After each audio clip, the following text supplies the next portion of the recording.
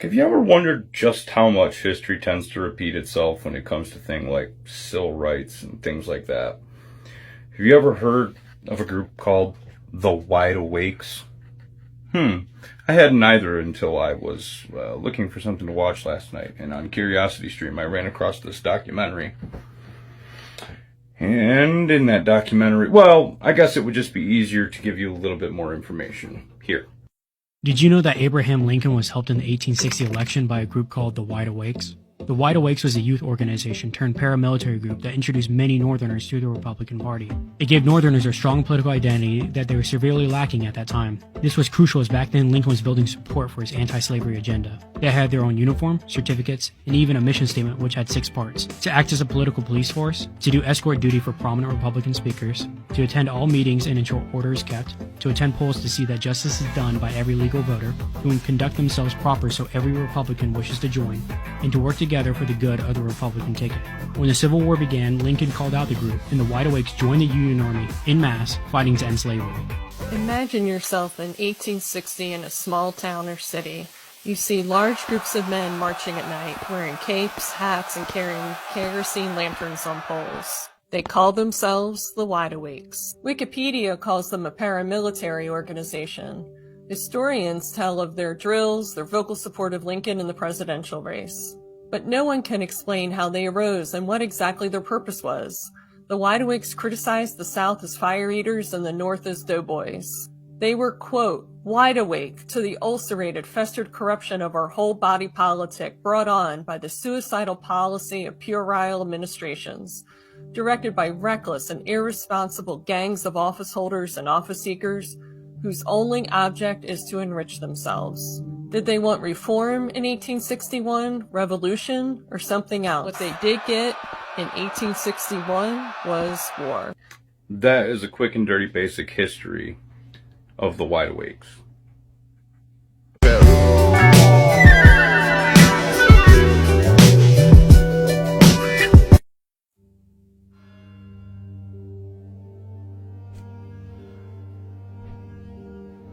This is the story of how a small group of young, politically inspired Northern nobodies launched a nationwide movement that just may have helped rewrite American history.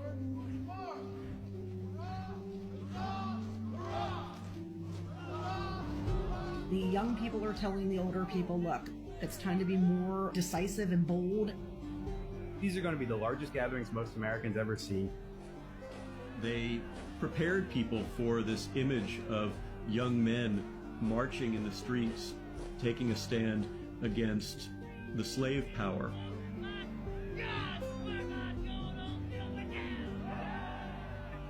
With their military-style uniforms, lit torches, and brass knuckles, this was a movement ready to do whatever it took to fulfill their mission. Get Abraham Lincoln into the White House and put a stop to the spread of slavery once and for all.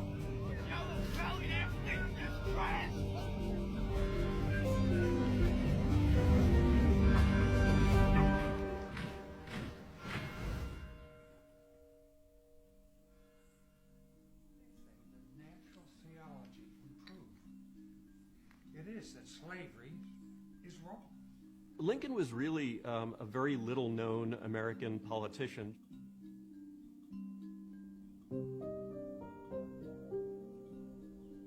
The one-term congressman from a western state.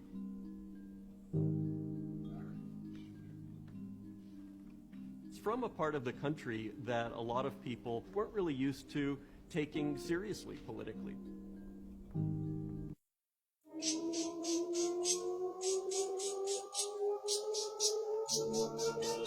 This is today, more than 5 centuries after Columbus, more than 2 centuries after this country was founded, and over a century after the emancipation. There's still blood in the streets, hate in hearts, voices being silenced, bodies being trafficked. And the forces that have plagued this country since its birth are still working to tear it apart. People are waiting for someone, anyone, to stop them. Now let's take a trip, but not of the physical. Let's move in time to today, 160 years ago today. There was blood in the streets, hate in hearts, and the same forces that plagued this country since its birth were working to carve up this land and tear it apart. People were waiting for someone, anyone, to stop them. It was at this time that everyday people like you and me dared to face down the forces of their time. They called themselves the Wide Awakes. They wore capes and wielded an extraordinary superpower. They believed that they could stand up for revolutionary ideas, bring freedom to the enslaved, and change the course of this country. When they took to the streets, capes on their backs, they marched to unlock the latent powers in every man in cities across this country. They became the most influential political movement ever.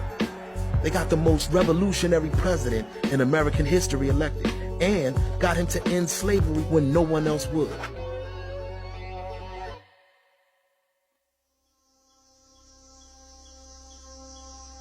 You can move through time to any moment and see the same crimes, the same victims, the same villains, just different names, different faces. But you'll also find heroes. Let's take another trip to today, but 160 years in the future. There aren't forces. There aren't yet victims. No genocides committed, just a blank slate and opportunity.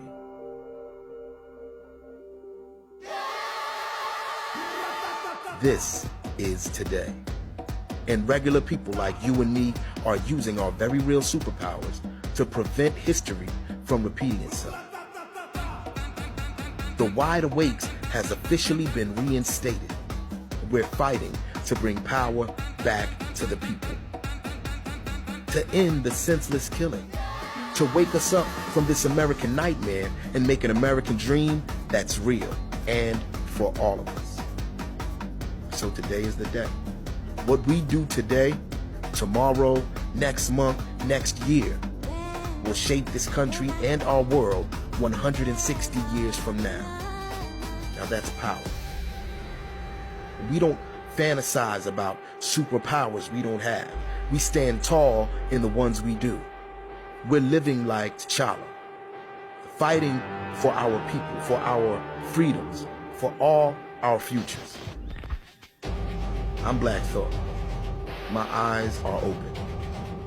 My cape is on. Now let's move.